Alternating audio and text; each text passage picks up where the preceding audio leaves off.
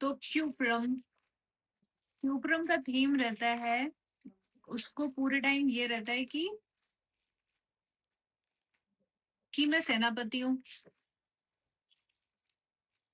पूरी सेना का प्रोटेक्शन, सेना का लीडरशिप। तो जब एक पूरी सेना होती है, प्रजा की बात नहीं हो रही है, तो यहाँ पे राजा और प्रजा की बात नहीं हो रही है, यहाँ पे एक सेना है, एक ग्रुप है, एक टुकड़ी है, और उसका कोई लीडर है। ठीक है, तो उसको उस ग्रुप का जो मोटो है वो भी पूरा करवाना है, जो भी उस ग्रुप का एम्बिशन है वो अचीव करवाना है, प्लस उस ग्रुप का ख्याल भी रखना है, प्रोटेक्ट करना है कि कोई भी चीज आए तो मुझसे होके गुजरे, तो इन पे जाए, नहीं तो इन पे कुछ नहीं होना चाहिए, मुझे कुछ हो जाए इनको नहीं होना चाहिए।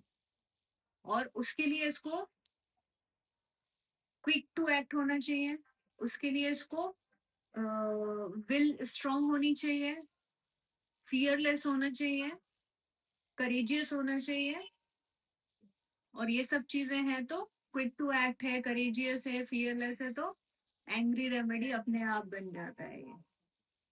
बिना एंगर के एक्शन कैसे लेगा, एक्टिविटी इंक्रीज में कैसे जाएगा। एड्रेनलिन रश आता है ना, तब तो आप क्विक टू एक्ट बन पाते हो, और एड्रेनलिन जहाँ पे भी आया तो एंगर लेकर ही आता है सब कुछ। क्यूप्रम ऐसे लोगों पे काम कर, तो इस रैश की वजह से, इस एंग्री डिस्पोजिशन की वजह से इसको है ना, जहां पे भी पैथोलॉजी दिखेगी सब जगह स्पैजम्स लेकर आएगी। तो स्पैज्मोडिक, सिफिलिटिक स्पैज्मोडिक रेमेडी अगर कोई है तो cuprum is the only remedy. इसकी जितनी भी पैथोलॉजी बन रही है सब स्पैजम्स की वजह से बन रही है। और स्पैजम है तो फिर ये सबसे ज्यादा स्पैजम कहाँ दिखेंगे, बोन पे दिखेंगे, बोन पे दिखेंगे, मसल पे आएगा। कौन सी मसल में आएगा, हाथ पैरों की मसल में, सॉफ्ट मसल्स में आएगा, ऑर्गन्स पे आएगा, सॉफ्ट मसल में आएगा। सॉफ्ट मसल्स में भी उसमें जो ट्यूब्यूलर है, जहाँ पे ट्यूब्स हैं, स्पैजम्स वहां पे स्ट्रॉन्ग देखने को मिलेंगे। बाकी सारी जगह अगर स्पैजम प्रोड्यूस होता है तो वो ड्राइंग कैरेक्टर का होगा, वो कॉन्ट्रेक्शन क्रिएट कराएगा, वो सारे सेकेंडरी इफेक्ट दिखेंगे। पर बेसिकली ये हाईली स्पैज्मोडिक रेमेडी है, तो ये ट्यूब्यूल्स को जाके पूरा स्पैजम्स में सेट कर देती है, बहुत स्ट्रॉन्ग स्पैजम क्रिएट कर देती है, सर्कुलर मसल्स को पूरा क्लोज कर देती है। ठीक है, तो इतना स्ट्रॉन्ग स्पैजम होने की वजह से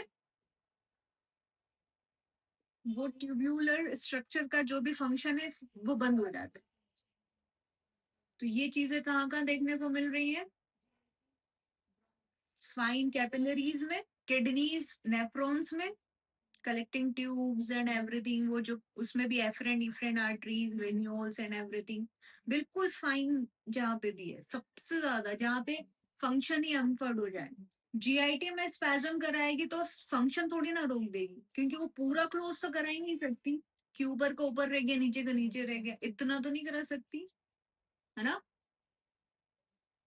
ये कहाँ कराएगी, बिल्कुल फाइन जहाँ पे भी ट्यूबुलर स्ट्रक्चर्स हैं। और इसीलिए ब्लड वेसल्स की वजह से ये फिर नर्वस सिस्टम पे अटैक कर दी, क्योंकि ऑक्सीजन गया तो सबसे पहले इरिटेट होगा आपका नर्वस सिस्टम। ब्लड वेसल्स पे आया, ट्यूबुलर स्ट्रक्चर सबसे फाइन, आपका कैपिलरी नेटवर्क है, कैपिलरी नेटवर्क पूरी बॉडी का कहीं भी, वहां पे गया आपका ऑक्सीजन चलेगा, कट ऑफ तुरंत। ऑक्सीजन गया, साइनोसिस आया, साइनोसिस आया मतलब हाइपोक्सिक इंजुरी होना चालू हो गई, ऑक्सीजन कम हो गया, साइनोसिस हुआ। इसीलिए इसमें साइनोसिस देखने को मिलता है ना, कॉन्कोमिटेंट, हर जगह पे, हर पेन के साथ, हर स्पैज्म के साथ, हर फिट के साथ साइनोसिस देखने को मिलता है, ब्लूइश डिस्कलरेशन देखने को मिलता है, खतरनाक साइनोसिस। और उसकी वजह से नर्व इरिटेट होना चालू हो जाती है, क्योंकि बिना ग्लूकोज और ऑक्सीजन के अगर कोई सबसे ज्यादा सेंसिटिव है कोई सेल हमारी पूरी बॉडी में, दैट इज न्यूरॉन्स। वो थोड़ा भी इसके बिना नहीं रह सकते, कुछ सेकंड, 0.3 सेकंड या कुछ कुछ सेकंड का ही टाइम पीरियड होता है उनके पास, बस उससे ज्यादा सस्टेन कर ही नहीं सकते। तो फिट्स, कन्वर्जन्स, इन सब चीजों में जाने लगता है, तब ये स्ट्रेटर मसल्स में आती है। अदरवाइज स्ट्रेटर मसल्स में इसका कोई काम ही नहीं, डायरेक्ट एक्शन नहीं है। न्यूरल टिश्यू के स्पैजम्स की वजह से, कन्वर्जन्स की वजह से, फिट्स की वजह से ये आपके स्ट्रेटिक मसल्स में या एक्सट्रीमिटीज पे या अदर मसल्स पे फिर एक्शन दिखाती है। तब फिर आपको tonic, clonic, spasm, convergence, epileptic fits ये सब दिखाई देने लगते हैं। न्यूरल ओरिजिन है ऑफ कोर्स। इसीलिए ये मेन इसका स्फीयर ऑफ एक्शन है नर्वस सिस्टम पे और किडनी पे।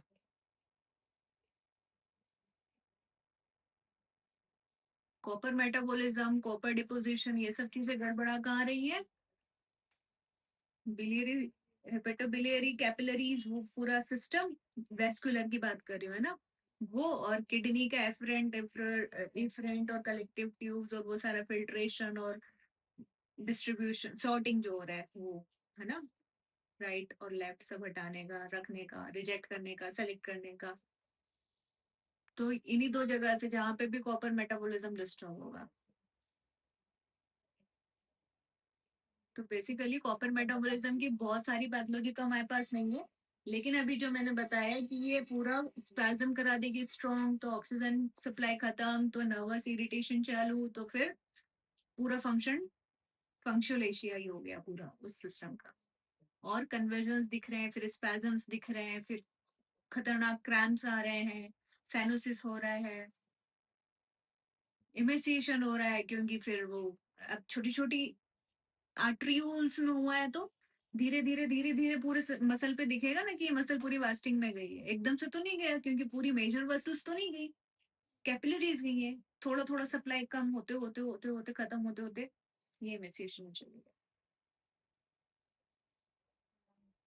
और इसका जो पेन आता है, खतरनाक स्पैज्मोडिक पेन, इतना कि बिल्कुल साइनोज हो जाए तुरंत।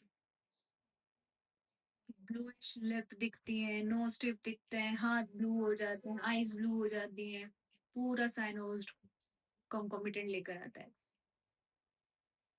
किडनी फेलियर की बहुत अच्छी रेमेडी है, पूरे यूरिनरी ट्रैक्ट में कोई भी ऐसी सिफिलिटिक, साइकोसिफिलिटिक पैथोलॉजी लेकर आए तो उसकी बहुत अच्छी रेमेडी है।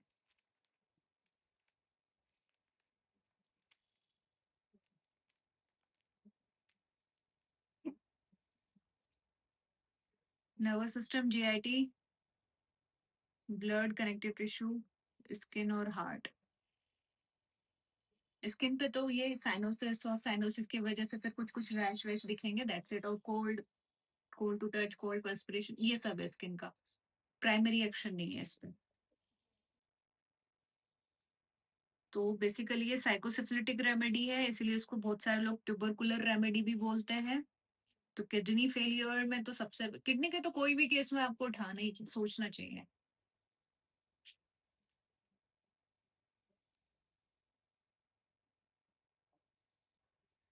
लेफ्ट साइडेड रेमेडी है, साइड एफिनिटीज की लेफ्ट है, क्योंकि इमोशन भरे पड़े हैं अपने ग्रुप के लिए, अपने ट्रुप के लिए, अपनी टुकड़ी के लिए, अपनी सेना के लिए।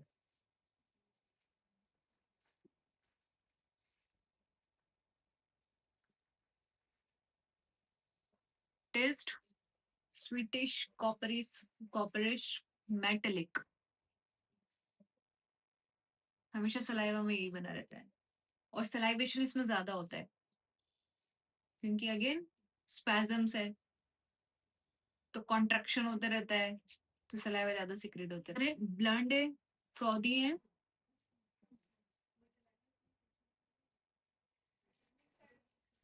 फ्रॉदी है, डल है, स्ट्रिंजी है।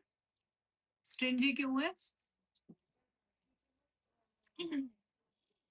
फ्रोदी भी है, सलाइव साइनोसिस की वजह से फ्रोदी है, उसी वजह से स्ट्रिंजी भी है। किडनी अफेक्ट होती है तो इलेक्ट्रोलाइट इम्बैलेंस होगा सबसे पहले, तो डिहाइड्रेशन के सिम्टम देखने को मिलेंगे, तो ड्राइनेस भी दिखने को मिल सकता है। ड्राइनेस ड्राइनेस ऑफ लिप तो नहीं होता है शायद इसमें, लेकिन ओरल कैविटी का होता है। इस डिहाइड्रेशन की वजह से भी स्ट्रिंजी सलाइवा हो जाता है।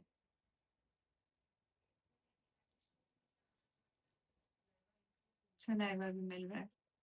टैलिज्म।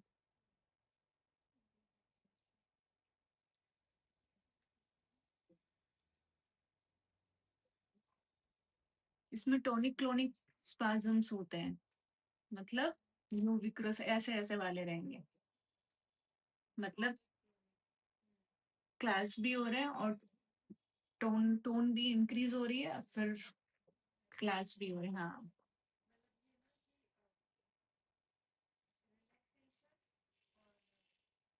कॉन्ट्रैक्शन और एपिलेप्सी विद ऑरा। कोई भी कन्वर्जन या एपिलेप्सी विद ऑरा के साथ चालू हो रहा है, कॉन्कोमिटेंट साइनोसिस के साथ आ रहा है, तो क्यूप्रम।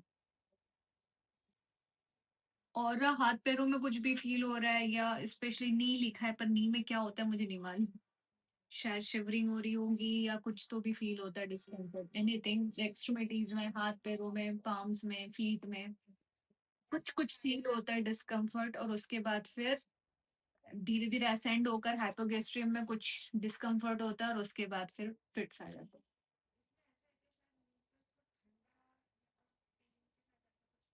वो पर्टिकुलर सेंसेशन नहीं पता ना नी पे क्या स्टार्ट हो रही है, तो कोई भी डिस्कम्फर्ट या कोई तो सेंसेशन आता है। अदरवाइज रेस्टलेस होते हैं, विविड होते हैं,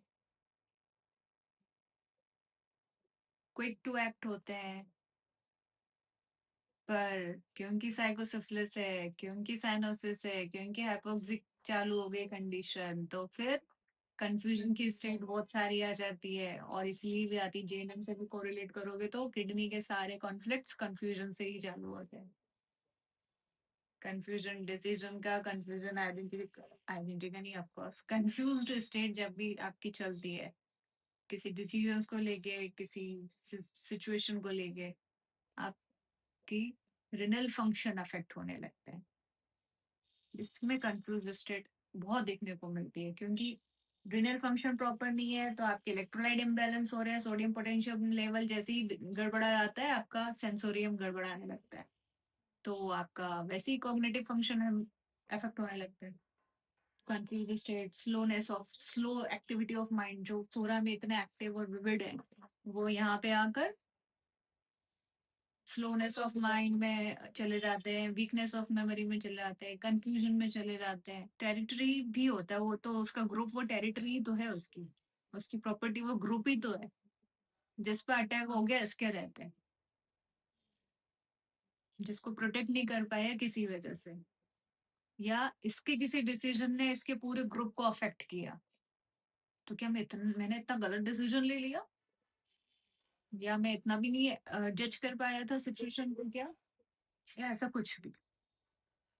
तो इसका फैमिली, इसके कंपनी, या इसके सबऑर्डिनेट, या इसका जो भी ग्रुप रहता है, डिपार्टमेंट, जो भी कुछ है, जिसकी रिस्पॉन्सिबिलिटी इसकी है। बाकी पूरी कंपनी जाए बाहर उसको कोई मतलब नहीं है, कंपनी का जो भी कुछ होता रहे उससे इसको एलिमेंट नहीं आते। इसके डिपार्टमेंट का कुछ हो जाए जिसका ये हेड है, उस पर कुछ हो जाए तो फिर उसको डायरेक्ट अफेक्ट आता है,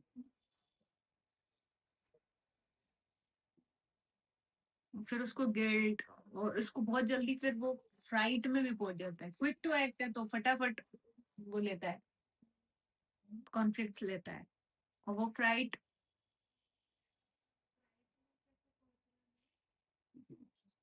अब मैं कैसे, मतलब मेरे ग्रुप पे अटैक हो गया, अब वो अटैक कॉन्फ्लिक्ट लेता है एक्चुअली, फ्राइट वैसा नहीं। वो फ्राइट फियर वाला वैसा रहता तो वो सीधे लंग पे ले जाता, लंग पे नहीं ले जाता है डायरेक्ट, ये नर्वस सिस्टम पे ले जाता है। मेरे रहते हैं अटैक, मेरे ग्रुप पे कैसे कोई कोई चीज मेरे ग्रुप को कैसे डायरेक्ट छू गई।